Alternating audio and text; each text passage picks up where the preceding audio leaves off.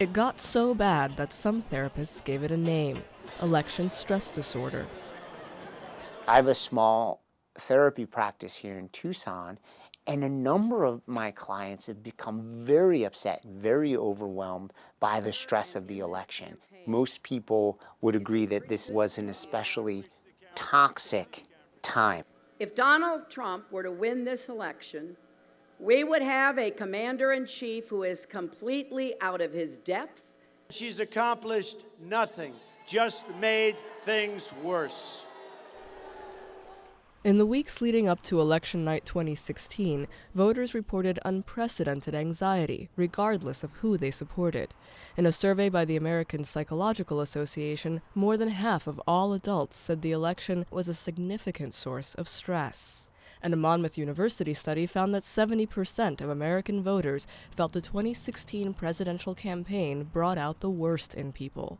Although the oldest voters reported the most stress, the youngest voters, like University of Arizona senior Dalmar Wiltshire, weren't far behind.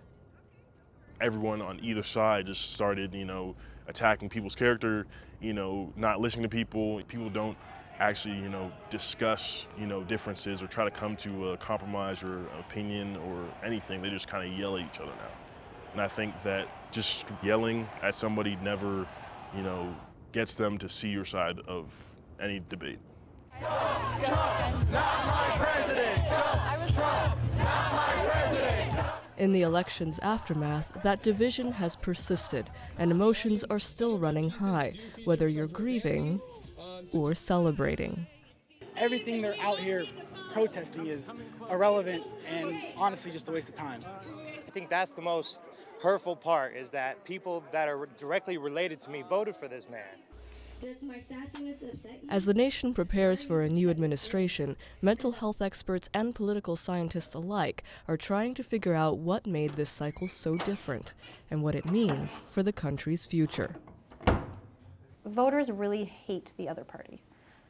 Voters have always tended to prefer one party over another, but we're really at a point now where it's difficult to get Democrats to say something positive about the Republican Party, and it's difficult to get Republicans to say something positive about the Democratic Party.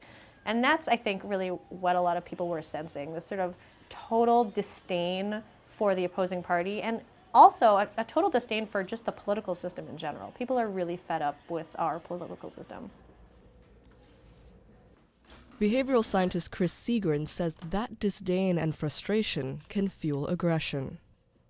Sometimes what happens with people is they then become very consumed with getting their own needs and concerns met. And again, forgetting about other people's and even being willing to trample on other people's if that's the way they see it as the avenue to getting their own needs met.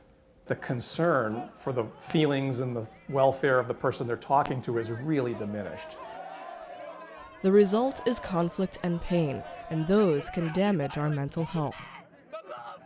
There's research studies that show, for example, children who are exposed to their parents, parents who are bickering, going through a divorce, that it's not actually the divorce per se, but it's the exposure to the conflict. And by exposure, I mean, you're not a participant, you're just watching it.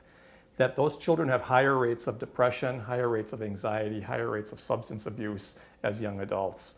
So we know from a lot of research that just seeing rancorous conflict and vitriol is not beneficial. That doesn't mean you can't observe a single interaction or a single argument and you're going to be flawed for life, but when you're perpetually exposed to very strenuous arguments and the bitter conflict between human beings, it is not beneficial to our mental health. Segrin says the social media landscape makes chronic exposure unavoidable. You can't overlook the effects of media and social media on the ability to keep dumping fuel on the flames. I mean, it just seems like every other day there's a new story about something related to the election or politics that is allowing both sides to still sort of fester in those emotional states. That's why experts recommend disconnecting from social media if the stress becomes overwhelming and reconnecting to activities that are relaxing and enjoyable. Psychologist David Sabara, whose research focuses on relationships, also recommends choosing battles carefully and recognizing when mending fences matters more than arguing a point. When we have strong emotions and the disgust gets connected to anger and our emotions rise, we become flooded. You know, we become emotionally flooded and can't process information, and that's why I say, oh my God, I cannot even talk to my brother-in-law. I just can't deal with it. And that's both sides of it. It's not, you know, unique to one political party or the other.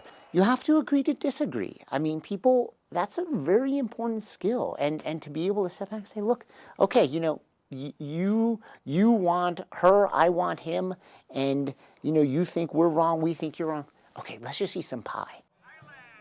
Family dinners aside, bridging the very real divide that made itself plain during the 2016 election will require something that's even harder than changing the subject: talking about it. Once you say to me, I want the president of this country to be successful, and I say, so do I, I'm starting to see me in you. And that's how people ultimately begin to come together and see common ground, and the negative emotions get replaced by positive ones. And the way that has to happen is through dialogue. It can't happen if we refuse to talk to each other. We're at really a crossroads, and we can use this moment as a moment of healing and an opportunity to try to figure out how to come together in the wake of this really pretty nasty election, or we can go down the other road and we'll be torn apart by the continuation of all these negative conversations that have been happening all over the place. I really think it's too soon to tell.